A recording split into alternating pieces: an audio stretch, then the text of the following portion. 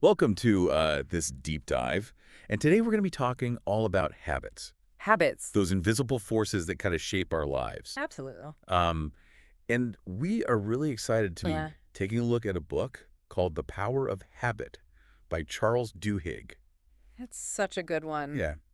So insightful. And we're going to explore how habits work, Yes. what kind of impact they have on us, Yeah, and most importantly, how we can actually rewire them that's right. to make positive changes. And that's what everyone wants to know, right? That's the big question. How do we actually change Jesse, these habits? We've got some really, really interesting story yes. lined up for you today. Yeah. From a college student who figured out how to conquer nail biting Wow. to an Olympic swimmer who harnessed the power of habit It's amazing what habits can do. to achieve a gold medal. Yeah. If you can get those right habits in place, you can achieve some amazing things. That's right. With your life. It can be really powerful stuff. Absolutely. Yeah. So let's dive in. dive in. All right. Yeah. So where we really need to start is at the foundation. Yeah. And that is this thing called the habit loop. The habit loop. It's like this engine that Yeah. drives all these automatic behaviors. Yes. Like, when you think about it, we do so much stuff every single day without even thinking. Like brushing our teeth. Yeah, brushing your teeth. Getting dressed in the morning. Oh, yeah, making coffee. Yeah. Checking your phone first thing in the morning. All those things that we just don't even think about anymore. Total autopilot. Yeah, exactly. Yeah, so to illustrate how powerful this loop can be, Yeah. I think it's really interesting to look at a story that Duhigg talks about in the book Yes. about this man named Eugene Pauly, or EP. Okay. And this is a man who suffered really severe memory loss due to brain damage. Wow. But get this, he could still form new habits. Okay. So he couldn't remember what he had eaten for breakfast, Right. but he could learn entirely new routines. That is fascinating. How is that possible? Yeah, it's almost like a paradox, right? It really is. You think you need your memory to form new habits. Yeah. But the key here lies in a really fascinating part of the brain called the basal ganglia. Basal ganglia. Yeah. Have you heard of that before? I have heard of it, but I don't think I can tell you what it does. Yeah, a lot of people haven't, but it's so important. Okay. Basically, it's like the brain's autopilot system. Okay. It stores these learned behaviors and then allows you to perform them without even thinking about it. Wow. It's really incredible. It's like you don't even need to use your conscious brain for that. Not for those habitual behaviors. Okay. No, your conscious brain is freed up to do other things, Got it. which is really efficient. So even though EP's conscious memory was impaired, Yeah, his basal ganglia could still like lay down these new habit tracks. exactly. It was like working around the damage. That's incredible. Yeah. So what kinds of things could he do? Well, even though he couldn't remember doing things before, he could still do things like take walks around the block without getting lost. Wow. Or find snacks in the kitchen. That's amazing. So it's like his brain found this workaround. Wow. Yeah. So it's really relying on this autopilot system. Yeah. That's fascinating. So it really shows how powerful and efficient this habit loop is. Yeah. And it's something that we all have, this basal ganglia. Right. It's constantly scanning for familiar cues. Right. And when it spots one, it triggers the routine automatically. I don't even have to think about it. Nope. It's just happening. It just happens. Wow. So we're all running on autopilot more than we realize then. Way more than we realize. Yeah. Yes. Okay. So let's break down this autopilot a little bit. Okay. Duhigg describes the habit loop as having these three parts: 3 parts. cue, Yes. routine, and reward. Yes. So can you walk us through those? Absolutely. So the cue is the trigger. It's the thing that sets the whole habit in motion. Okay. It can be anything, really. Anything. It could be a time of day, a location, Okay. a certain emotion you're feeling, Got it. or even just like an action that happens right before. Okay. you. So for example, if my cue is like feeling stressed after work, Yeah. my routine might be pouring myself a glass of wine. Classic example. And the reward is that feeling of relaxation. Exactly. Yeah. And the more times this loop repeats, the stronger that connection becomes. Okay. So your brain starts to anticipate that reward as soon as it encounters the cue. So the routine just becomes automatic. Exactly. Yeah. Like I don't even have to decide. Nope. It's just happening. That's already decided. Wow. It's like our brains are just always looking for shortcuts. They are. Yeah. They want to be efficient. They want to save energy. They want to conserve energy. Yeah, that makes sense. But if habits are all about this, like Yes. saving mental energy, then why do we develop bad habits? Yeah, that's a great question. Like, why do those come about? Because they're not very efficient in the long run, are they? No, not at all. Well, that's where the concept of craving comes into play. Okay. You see, the reward doesn't actually have to be something that's good or bad. Okay. It just has to be something that your brain finds pleasurable and wants to repeat. So even a bad habit, like let's say smoking or overeating, can offer a reward. It can. Even if it's like a short-term reward that has bad consequences later. Exactly. Okay. And to illustrate this, I think it's helpful to look at the story of Claude C. Hopkins. Okay. He was this marketing genius who basically created the habit of brushing our teeth. Wait, Yeah. Brushing our teeth is a habit that was created. As we know it, yeah. I had no idea. Back in the early 1900s, hardly anyone brushed their teeth regularly. Wow. Oh. But Hopkins, he knew that he needed to create a craving, something that would make people want to brush their teeth. Okay. And he found it in this ingredient called tooth film. Tooth film. Have you heard of that?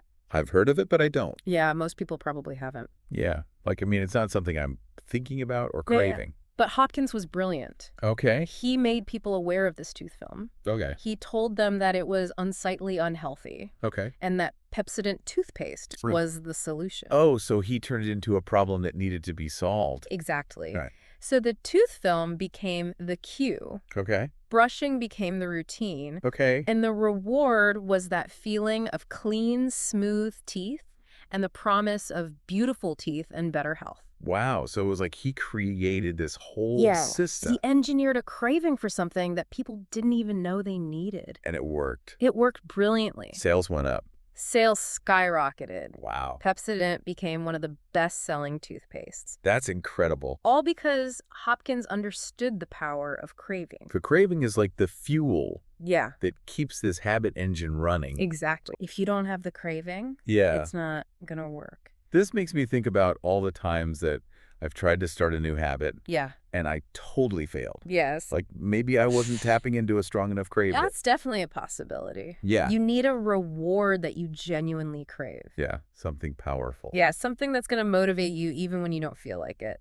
That makes sense. Yeah. Okay, so we've covered the habit loop. Yeah. We've covered craving. The importance of craving. What about breaking bad habits? Ooh, breaking bad habits. Is it as simple as just like removing the craving or the reward? I wish it were that easy. Yeah. But it's a bit more nuanced than that. Okay. Breaking bad habits requires a different strategy. Okay. And that is where the golden rule of habit change comes in. The golden rule? Have you heard of this? I'm intrigued. Tell me more. The golden rule states that to change a habit, Okay. you need to keep the same cue and reward, Okay. but insert a new routine. Okay, so you're basically like hijacking the habit loop. Exactly. Okay. You're not trying to eliminate the cue or the reward. Right. You're just redirecting that energy towards something new. It's like rewiring the circuitry. Exactly. Okay, so for example, let's go back to my Yeah. after-work glass of wine. Yeah, the classic example. The cue is I'm feeling stressed. Yeah. My routine is I pour the wine. Yep. The reward is I feel relaxed. Yeah. So instead of trying to eliminate the stress or the relaxation. That'd be pretty hard, Yeah. especially the stress these days. Right, exactly. Okay. So I need to find a new routine that gives me that same reward. Exactly. So maybe instead of pouring a glass of wine, I go for a walk. You could. I listen to some music. That's a good I one. take a hot bath. Yeah. Something like that. Or maybe all three. Yeah. Right? Why not? So I'm basically like Yeah. retraining my brain Exactly. to associate that cue Ugh. with something healthier. That's the goal. Okay, that makes sense. But does it really work? It does. Really, habits is so ingrained, It is. so automatic. It can be tough. Can we really change them that easily? It's not always easy. It Yeah. takes self-awareness, effort, Well, and a willingness to experiment. you But know. Duhigg gives all these examples in the book of Okay. people who have successfully changed their habits, Okay. people who have overcome nail biting, Yeah. quit smoking, all sorts of things. Interesting. And he really emphasizes this crucial role of belief in the process. Belief. Yeah. Like believing that change is possible. Exactly. Yeah, because I think a lot of times we we get stuck.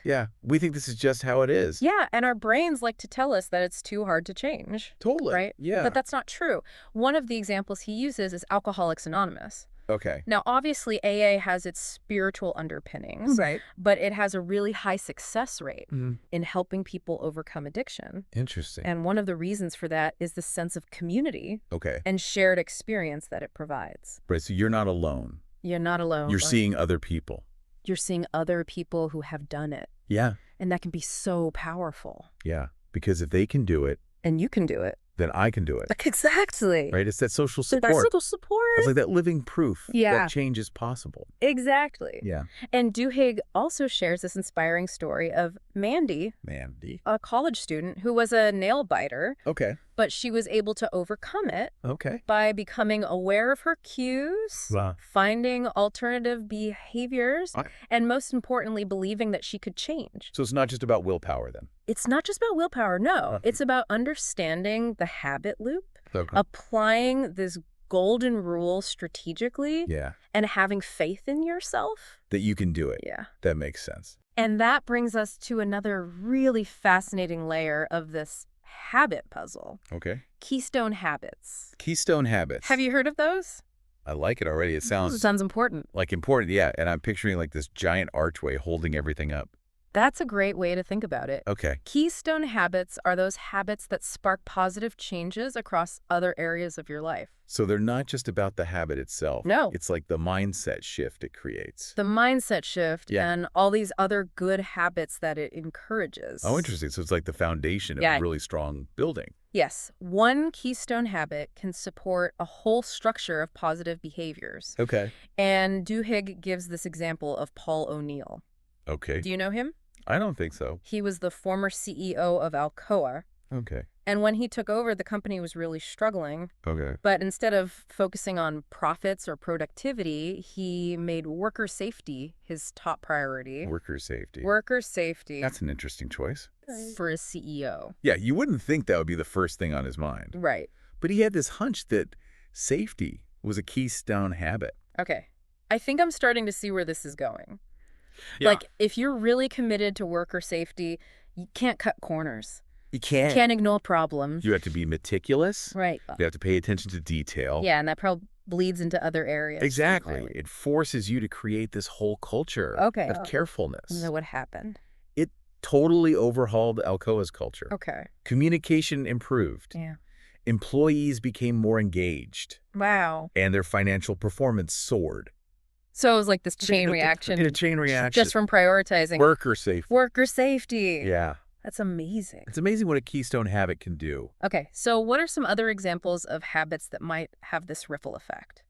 Okay, well, this might surprise you. Okay.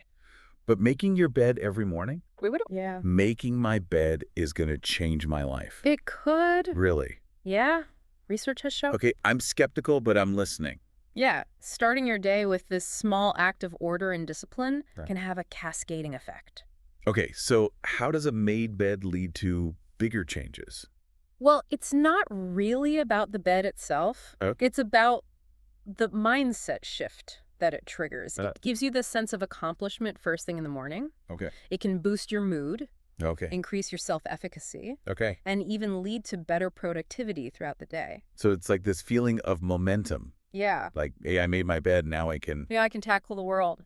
conquer my to-do list. Exactly. Yeah. Another common keystone habit is regular exercise. Yeah. We talked about it earlier. Right, as a new routine. As a potential new routine. Right? But it can also be a keystone habit. Because it impacts so many other areas. So many other areas. Like our mood, our energy levels, our sleep. Yeah, okay, I can see the connection there. It strengthens your willpower. Okay. It improves your sleep. Mhm. Helps you manage stress. It's like a superpower. It's pretty amazing. Yeah.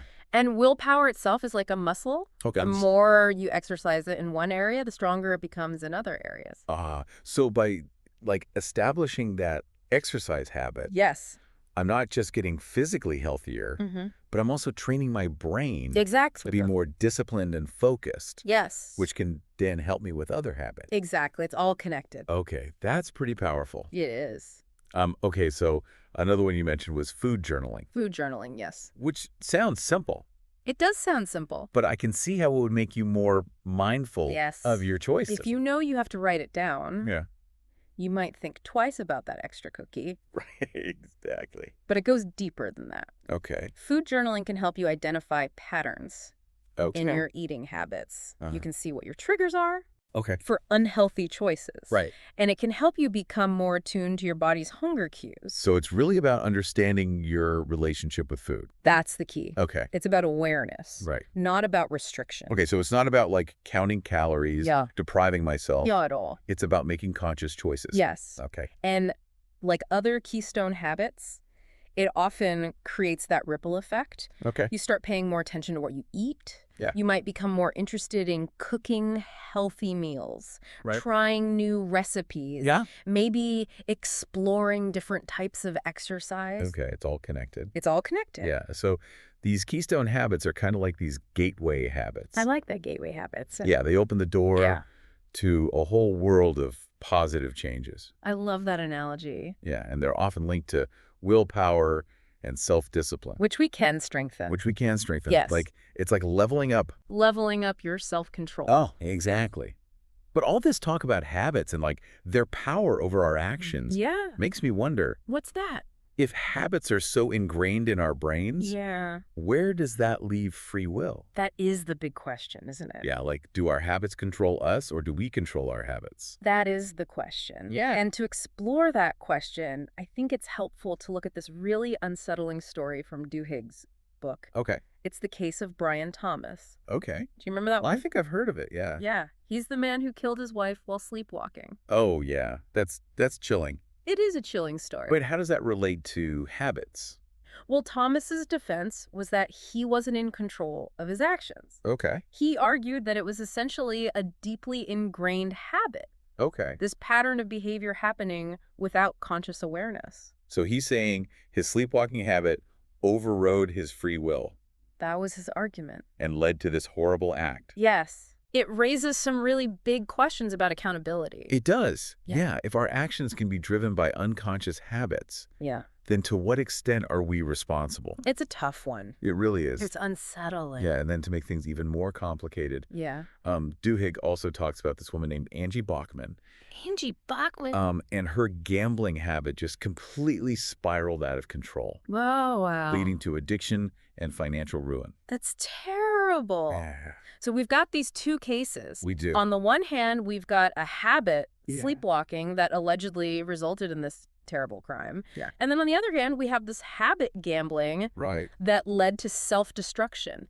Yeah. Two very different outcomes, Totally different. but both rooted in the power of habit. Yeah, so how do we make sense of that? That's what we're going to delve into next. Okay. Looking at these contrasting cases, we can start to unpack this complex interplay of habit choice and accountability. All right, you've definitely left me hanging. I know we have to save it for the next part. I'm eager to hear where we go from here. It's going to be good. Yeah, because these stories really highlight the impact habits can have. They do. Like, for better or for worse? They can go either way. Yeah. All right, so we're back. And I got to say, I'm still thinking about those two stories. Yeah, those are pretty heavy-hitting examples. They really are. Brian Thomas, driven by a sleepwalking habit to commit this horrible act. Yeah. And then Angie Bachman, Yeah. whose gambling habit spiraled into addiction. Yeah, they really highlight the power of those unconscious patterns. They do. In both cases raise these questions about, where do we draw the line between habit and choice? Yeah. And to what extent are we actually responsible Yeah, accountability is a big one, for our actions? especially when it comes to habits. Especially when it comes to habits, right? Because if we're not aware of them, Yeah, how can we be held responsible? right. And that's what's so interesting about comparing those two cases. Yes, it is. So let's remind ourselves here. Thomas's defense was that his sleepwalking habit Right. was essentially like hijacking his free will. Yes, he was completely unaware Yeah, he was unconscious, and therefore not responsible. and the court agreed. They did. But Angie Bachman's story, I think, adds a whole other layer to this. It does, because she was very much aware of Right. her gambling habit. She knew it was a problem. She knows a problem. She even admitted to hiding her losses Right. from her family. So she had that awareness piece. So both of them were caught in these really powerful habit loops. Yes. But Angie Bachman had that crucial element of awareness That's the key difference. that seems to be missing in the Thomas case. Yeah, it really is. Yeah. So it's like, even though both of them were driven by these habits, Yeah. Angie Bachman's awareness introduced choice. Yes, because unlike sleepwalking, which happens unconsciously, Right. her gambling was a conscious behavior, Yeah. even if it became increasingly compulsive. So even though she was in this habit loop, she still could have stepped off the path. Yeah, she still had the ability to make different choices. But why didn't she? That's $1 million question, isn't it? It is. I mean, think about it. Right. Remember the golden rule of habit change? Yeah. Same cue, same reward, new routine. Right. So in her case, the cue might have been boredom, Okay. loneliness, stress. Yeah, any of those things. Who knows? Right. The routine was gambling, Uh-huh. and the reward, well, that's where casinos really excel, don't they? Right. They're like masters at creating those rewards. Oh, yeah. Like flashing lights, the sounds of winning. the excitement. Yeah, free drinks, all that attention. Oh, yeah, the attention. Yeah. It's all designed to create that sense of excitement and even a sense of control, Right, like you're in control. even though you're not. Yeah, exactly. Yeah. And those early wins, Yeah. those initial rewards, they can be really powerful. Yeah, they hook you in. They hook you in. Yeah. But the golden rule can still apply. Okay, so how would that work in her case? Well, instead of hitting the slots Yeah. or the blackjack table, Oh, so- she could have channeled that energy into something else. Okay, like what? Something that would give her that same feeling of excitement or challenge, Okay. but without the negative consequences. Okay, so like joining a sports league, Well, learning a new skill, that could be good. volunteering, Yeah. connecting with friends more. All those things could provide similar rewards. Right. Yeah. So it's really about figuring out what those underlying needs are Yes. and then finding healthier ways Healthier ways. to meet them. Exactly. Yeah. But there's also that other piece, right? What's that? Belief that change is even possible. Oh, yes. Belief is crucial. Like we talked about earlier, Yeah. those support groups. Like AA. Yeah. Yeah, they can be really helpful. Yeah, because they foster that belief. Yeah. You see other people who have done it. Right. And it makes you think, okay, well, maybe I can too. So in Angie Bachman's case, like if she had connected with people Yeah. who had overcome gambling Yeah, 'cause addiction, that could have been huge for her. that could have really helped her Yeah. to believe in her own ability to change. Absolutely. Okay, so she did eventually seek help. She did. But by then the habit had already taken such a toll Yeah. It had already done a lot of damage. on her life, Yeah. her family. Unfortunately, yes. So it really highlights that importance of early intervention It does. and the power of belief in the process. Belief is so important. So what do these two contrasting stories Yeah. tell us about habit and choice? Well, I think the biggest takeaway is that even though habits are powerful, Yeah. we're not powerless against them. We can change them. You can change them. The Brian Thomas case might make it seem like habits absolve us of responsibility. Right. But Angie Bachman's story, I think, suggests otherwise. Yeah, she had the awareness, She did. and therefore she had a choice. But once we recognize that a habit isn't serving us anymore, we have a choice to continue down that path Or to create a new one. or create a new one. Exactly. Yeah, and that's empowering. It is. Like, we're not just robots. We're no robots. Blindly following these routines. We have the power to choose. We do. And remember, willpower is like a muscle. Right. The more we use it, the stronger it gets. So every time we choose to disrupt a habit Yeah, and replace it with something healthier, that's right. we're strengthening our capacity for change. We're flexing that willpower muscle. We are, okay, so even though we may have developed certain habits unconsciously, Yeah. once we're aware of them, Yeah. we have that power to intervene You do. and make different choices. We have the power to change. It's like we're not just puppets. They're not puppets. Yeah. We have agency. We do. And remember that philosopher we mentioned, William James? Yeah. He believed that the will to believe Okay. is the most important ingredient in creating true belief. So if we believe we can change, then we're more likely to actually do it. Exactly. Put in the effort, make those difficult choices. You got it. Yeah. It all starts with that belief. It does. All right, so we're back, and I'm still thinking about those two stories. Yeah, those cases really get you thinking. Yeah, they do.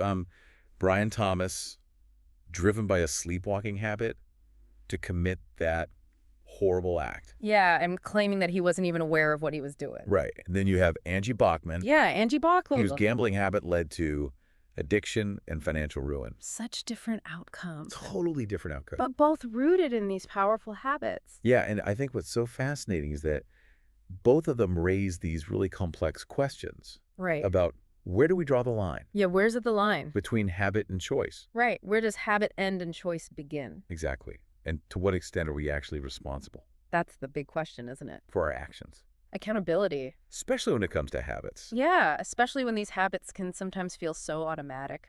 Right? Like we're not even aware of them. Right. Are we really in control? Right. If we're not even aware? Yeah, so let's go back to those two stories. Okay. And remind ourselves here. Thomas's defense was that Yeah. his sleepwalking habit was essentially hijacking his free will. Right. He was completely unconscious. Right. He wasn't aware. And therefore not responsible, he argued? Right. And the court agreed. The court did agree, yeah. But then you have Angie Bachman's story. Yeah, Angie Bachman's story adds this whole other layer of complexity. It does, because she was very much aware of her gambling problem. She knew it was a problem. She admitted to hiding her losses from her family. Yeah, so she had that awareness piece. She had awareness. That seemed to be missing. Yeah, that seems to be the key difference. In the Thomas case. Yeah. So both of them were caught in these really powerful habit loops. Right. Both driven by these habits. But Angie Bachman's awareness, I think, introduces this element of choice. Yeah, she had the ability to choose. Right. Unlike sleepwalking, which can occur in a state of unconsciousness. Right. Her gambling was a conscious behavior. Even as it became more and more compulsive. Right, even though it was driven by this habit loop. Yeah. She still had the capacity to make different choices. But she didn't. Right, why not? Why not? That's what's so interesting. Yeah, and I think that's where the golden rule of habit change can maybe offer some insights. Maybe some clues. Yeah. So remember, same cue, same reward. New routine. New routine. That's the key. Right. So in her case, the cue might have been boredom, loneliness, stress. Right. Any of those things could have triggered that urge to gamble. Yeah. The routine, of course, was the gambling itself. Right. Going to the casino. Yeah, playing the slots. Yeah. And the reward, well, that's where casinos really excel. They know how to create those rewards. They're masters at it. Yeah, flashing lights, the sounds of winning. All that excitement.